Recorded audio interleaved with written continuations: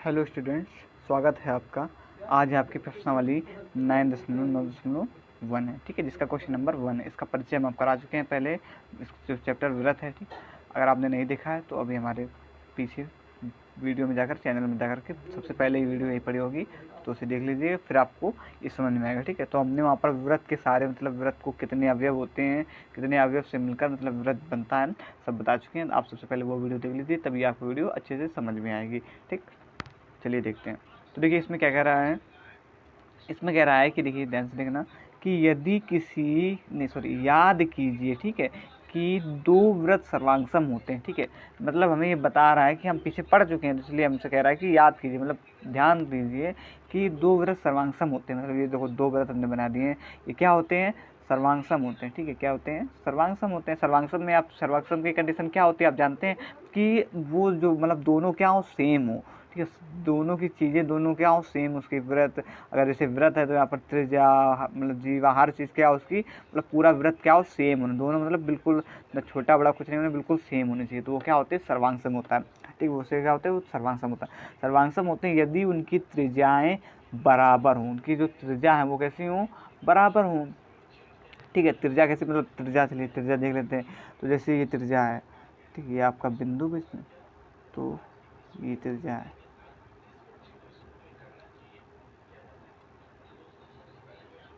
ठीक। ये क्या है, ये त्रिज्या हो गई, ठीक।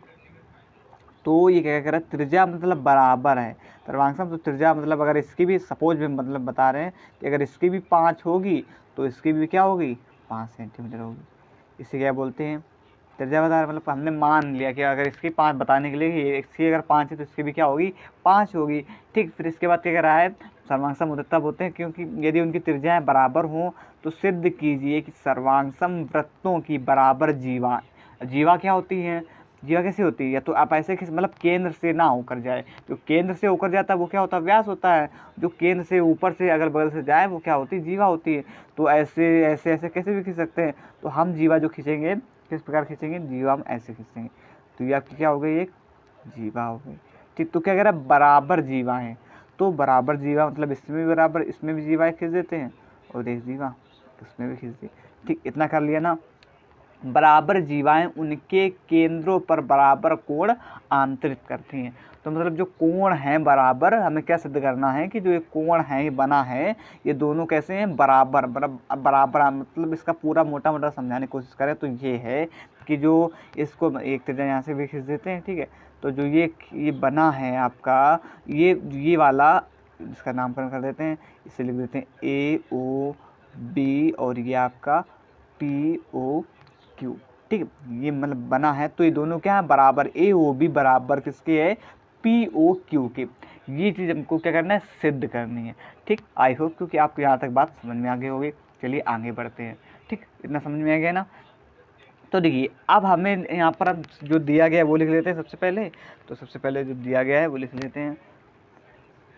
तो हमको क्या दिया गया है ऊपर देखें, तो हमें पता है कि देखो याद कीजिए दो व्रत सर्वांगसम होते हैं, तो हमें यहाँ पर दिया गया है कि जो O, ठीक है, इसको मान लीजिए O, ये आपका O डैश हो जाएगा, फिर दोनों सेम हो जाएंगे ना, इसलिए इसको O और ये क्या हो जाएगा, आपका O डैश हो जाएगा, ठीक है। तो यहाँ पर हम लिखेंगे जो O तथा O डैश, ठीक है, केंद्र वाले, दोनों केंद्र है ना, जो मध्य बिंदु तक लिखाया हमने, जो हमारी वीडियो लगातार देख रहे हो उन्हें पता होगा, बीच का जो होता है वो क्या होता है, केंद्र होता है। केंद्र वाले सर्वांगसम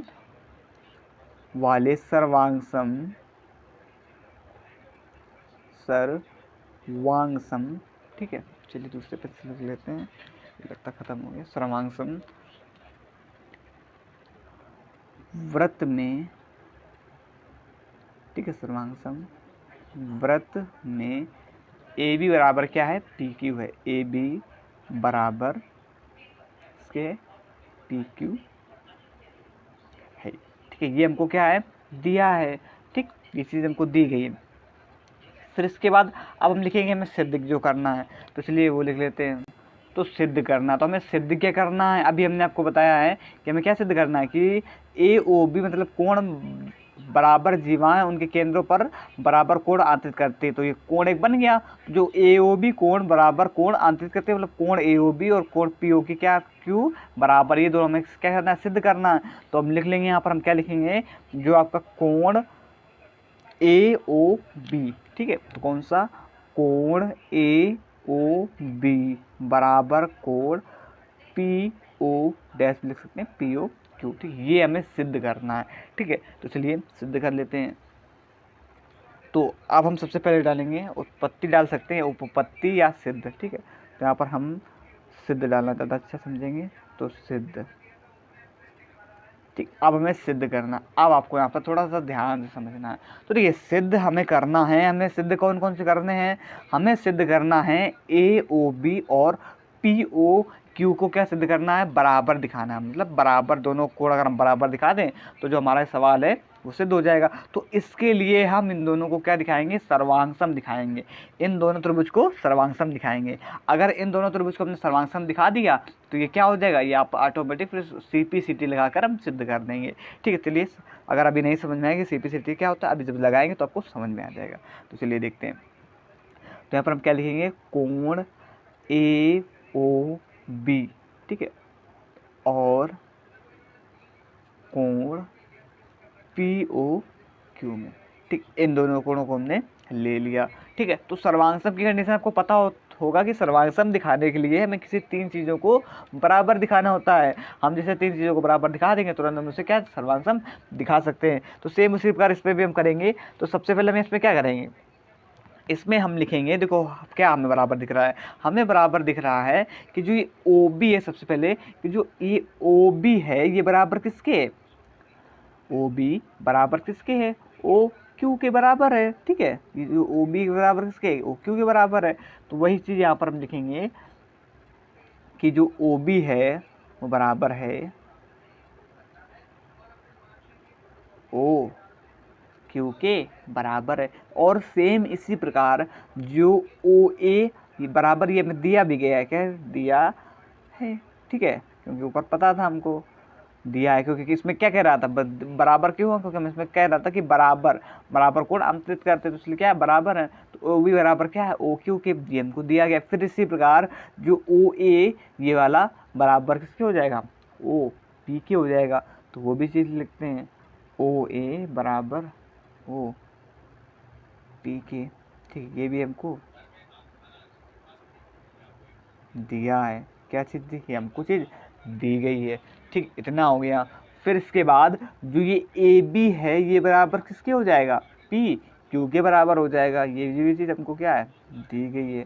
तो AB बराबर PQ के दिया है। ठीक, यहाँ तक बात क्लियर हो गई ना, इतना कर लिया हमने। अब देखिए, हमने सर्वांगसम के लिए हमें तीन चीज़ें दिखानी होती है, हम तीन चीज़ें दिखा चुके हैं। अब हम इसे क्या दिखा सकते हैं, सर्वांगसम दिखा सकते हैं। तो ये क्या है, ये भी भुजा है, साइड है, ये भी क्या है, साइड, ये भी क्या है, साइड, तीनों क्या है, भुजा। तो अब हम यहाँ पर क्या कह सकते हैं कि कोण AOB और कोण POQ SSS, मतलब साइड साइड साइड, भुजा भुजा भुजा नियम से क्या हो चुका है, सर्वांगसम हो चुका है। तो वही चीज़ हम नीचे लिखेंगे, नीचे हम क्या लिखेंगे कि जो आपका कोण AOB सर्वांगसम है, किसके सर्वांगसम है, कोण POQ के। ठीक है, और किस नियम से, SSS सर्वांगसमता नियम से। ठीक, अब हमने इसे सर्वांगसम दिखा दिया। क्या हमें इसे सर्वांगसम दिखाना था, हमें तो इसे सर्वांगसम तो दिखाना नहीं था, हमें दिखाना था कि ये जो कोण AOB बराबर कोण POQ के हमें दिखाना था। ठीक है, तो इसके लिए हम यहाँ पर क्या करेंगे, तो हम इसे अब बराबर दिखा सकते हैं, क्योंकि हम इसे क्या सर्वांगसम दिखा चुके हैं। तो जो हमारी वीडियो लगातार देख रहे हैं उन्हें पता होगा कि अगर हम हमने बता भी चुके बहुत बार कि अगर हम किसी दो त्रिभुज को सर्वांगसम दिखा दे तो उस सर्वांगसम दिखाने के बाद जो इसके सारे कोण, सारे लंब, सारे जो लंब होते हैं, सारे शीर्ष लंब, सारी भुजा वो क्या हो जाती हैं, बराबर हो जाती। तो इसी नियम से यहाँ पर हम क्या कहेंगे कि जो कोण आपका AOB, ठीक, कौन सा, कोण ए ओ बी बराबर हो जाएगा कोण पी ओ डैश, क्योंकि यहाँ पर डैश लगा सकते हैं, पी ओ डैश क्यू के। ठीक है, किसके हो जाएगा, बराबर हो जाएगा। और किस नियम से, सी पी सी टी के नियम से। ठीक है, सीपीसीटी का फुल फॉर्म क्या होता है, इसे इसको शॉर्टकट में सीपीसीटी भी कह सकते हैं, संगत भाग के नियम से भी कह सकते हैं। और सीपीसीटी का फुल फॉर्म होता है corresponding parts of congruent triangle, सर्वांगसम त्रिभुज के संगत भाग। ठीक है, तो सर्वांगसम इसका यही नियम होता है कि अगर हम इसका सर्वांगसम दिखा चुके हैं तो इसको हम क्या दिखा सकते हैं, इस नियम के द्वारा हम इसे बराबर भी दिखा चुके हैं। ठीक, जो वीडियो लगातार देख रहे हैं उन्हें हम ये चीज़ बता भी चुके हैं। ठीक, तो आई होप कि आपको समझ में आ गया होगा, और इसे यहाँ पर हम सिद्ध भी कर चुके हैं। देखिए, हमें यही सिद्ध करना था, कोण ए ओ बी बराबर कोण पी ओ डैश क्यू, और जो यहाँ पर हम सिद्ध कर चुके हैं। ठीक, आशा है कि आपको समझ में आ गया होगा। अगर अभी भी आपको कोई डाउट लग रहा है तो आप हमें कमेंट कर सकते हैं। ठीक है, हमें कमेंट करिए, बिना हम कमेंट के कैसे समझ पाएंगे कि आपको समझ में आया और नहीं आया कि नहीं आया। और एक इम्पॉर्टेंट बात आपको हमें बतानी थी कि जो जिनके बड़े भाई या बहन इंटर में हो, ठीक है, जिसमें इंटर में हो, तो हमारा एक नया चैनल अल्ट्रा क्लासेस नाम से है। ठीक है, जिसमें आपके आदर्श सर पढ़ाते हैं। ठीक है, अल्ट्रा क्लासेस, तो वहाँ पर आप अपने मैथ को अच्छे तरीके से पूर्ण कर सकते हैं। अल्ट्रा क्लासेस नाम से चैनल है। ठीक है, ये आपका इनका चैनल है अल्ट्रा क्लासेस नाम से। ठीक है, इसमें भी ये वीडियो प्रोग्रेस हो रहा है धीरे धीरे। ठीक है, अगर आपके जो भाई बहन बड़े भाई बहन हो तो इससे पढ़ सकते हैं। ठीक, बड़े अच्छे तरीके से आपको समझाते हैं, आपको समझ में भी आएगा। ठीक है, तो ये उसका लोगो है। ठीक है, आप इससे अपना पढ़ाई कर सकते हैं। ठीक है, आई होप कि आपको समझ में आया होगा। धन्यवाद, जय हिंद।